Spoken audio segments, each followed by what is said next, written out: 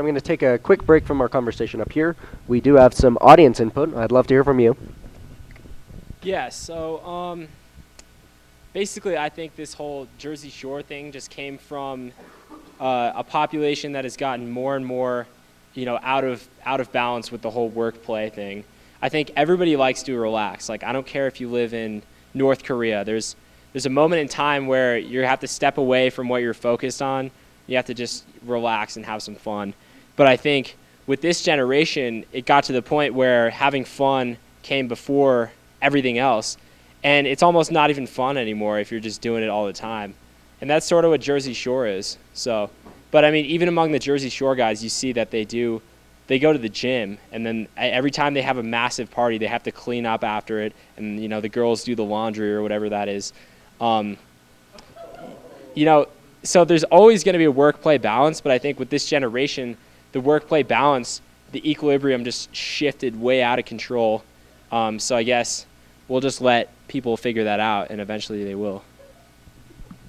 All right, Claire up here just asked me if she could respond to that, so I'm definitely going to give her the opportunity. Claire, please. Well, first I would like to say that women doing laundry or whatever is not what I agree with in Foster's statement.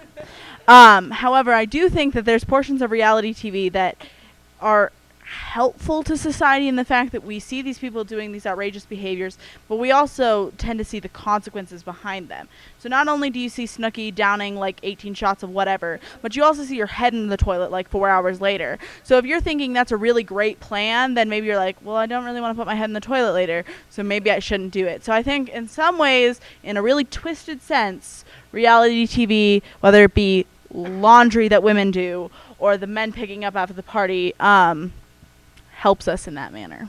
That's a great point. So that brings me to the question.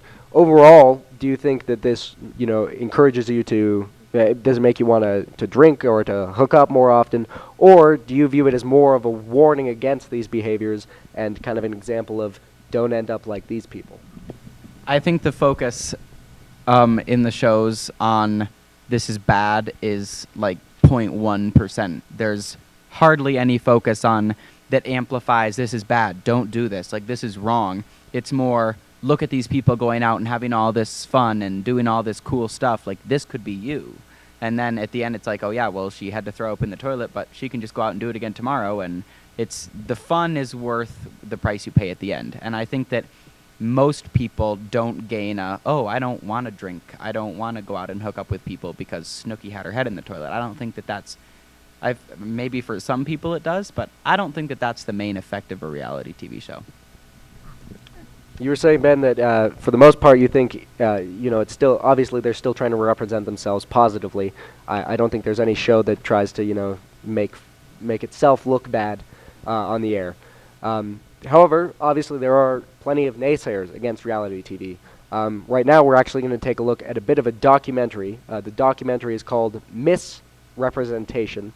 And it's a documentary doing just that, as we just talked about, kind of reprimanding this culture of reality TV. So let's take a look at that clip. Advertisers are now working to script the shows that we're being told are our reality.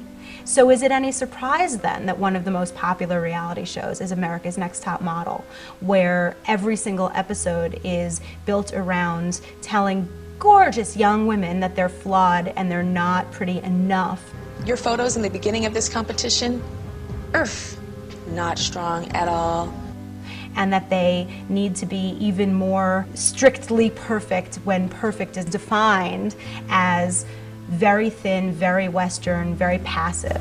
You girls are all gonna be crime scene victims. I love it because her ankle looks broken. That's great, perfect. Can you make that right hand look a little more kind of broken? So because you are told in reality TV that no quality about women is worth anything other than her beauty, that she has no access to power other than her beauty, reality TV then tells women that no measure is too risky or too painful to take in pursuit of that ever elusive billboard ad style of beauty. Gone is any discussion of 30 years of health activism around the fact that breast implants often burst, leak, cause cancer. We're going to augment their little breasts going through the belly button. What did you ladies decide as far as size? A full C. So you can see that a particular documentary was focusing a little more on the relationship in between women specifically. So we're going to take a look at some more facts about these inter-female relationships based on a culture that emphasizes this reality TV phenomenon. Actually, the Girl Scout Research Institute, yes, that's a real thing, did a study about some of the effects of reality TV. They asked several questions to a bunch of young girls and picked out the results. Some of them are especially intriguing. For example, 78% of the participants said that gossiping is a normal part of a relationship between two girls.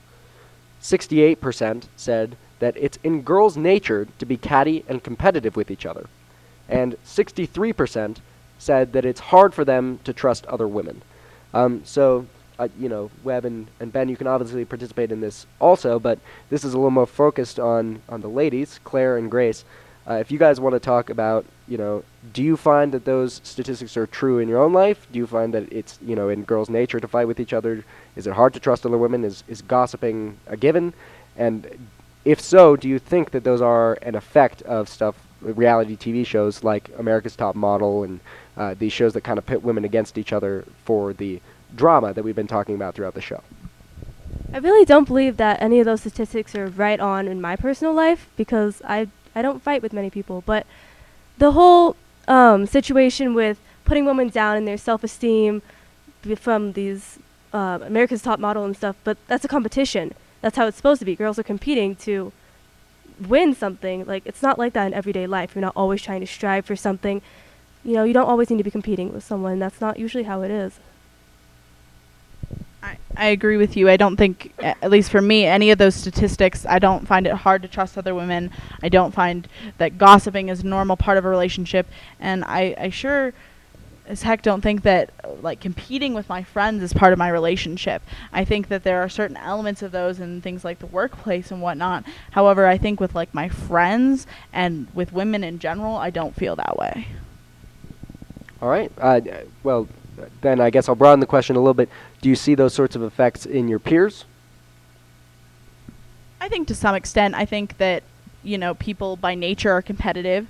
And I think that when it comes to things like dating or relationships, when two girls are competing for a guy, that naturally happens. And then there's cattiness because competition is a part of our everyday lives. But I don't think separate of competing for a certain thing that's something that happens on a regular basis.